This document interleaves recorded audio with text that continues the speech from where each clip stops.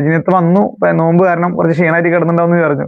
ചേട്ടാ ആണ് നാളെയാണ് ലോട്ടറി വിൽപ്പന പോലെയാണല്ലോ ചേട്ടാ, എന്തോ ഒരു സന്തോഷം മുഖത്ത്. അല്ല, സന്തോഷം എന്ന് പറഞ്ഞാൽ പിന്നെ ഉണ്ടാവുമല്ലോ.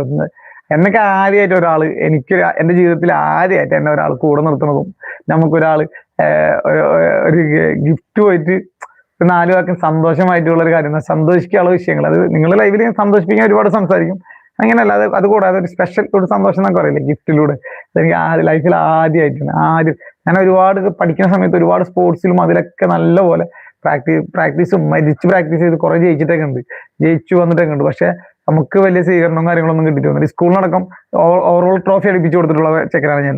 സ്കൂളിനടക്കം ഓവറോൾ ട്രോഫി അടിക്കാൻ നല്ലൊരു പങ്ക് വഹിച്ചിട്ടുള്ളതാ. അങ്ങനെയൊക്കെ ഉണ്ടായിട്ട് നമുക്ക് പ്രത്യേകിച്ചൊന്നും ഇതൊന്നും കിട്ടിയിട്ടൊന്നുമില്ല.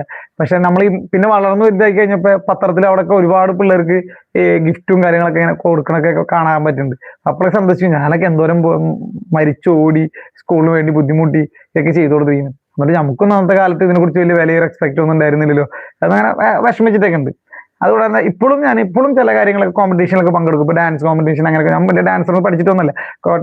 കോമ്പറ്റീഷനും കാര്യങ്ങളൊക്കെ പഠിച്ചിട്ടും അതിലൊക്കെ ട്രോഫിയും കാര്യങ്ങളൊക്കെ നിങ്ങൾ വീഡിയോയിൽ തന്നെ കണ്ടിട്ടുണ്ടാവില്ലേ, നിങ്ങൾ വീഡിയോ ഒക്കെ കണ്ടിട്ടുണ്ടാവില്ലേ.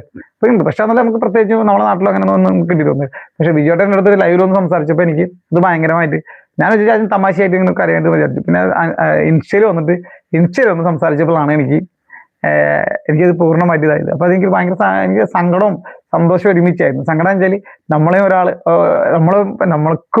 നമ്മളെയും സഹായിക്കാനും അല്ലെങ്കിൽ നമ്മളെ സ്നേഹിക്കാനും സത്യസന്ധമായി സ്നേഹിക്കാനും കുറച്ച് പേരുണ്ടല്ലോ.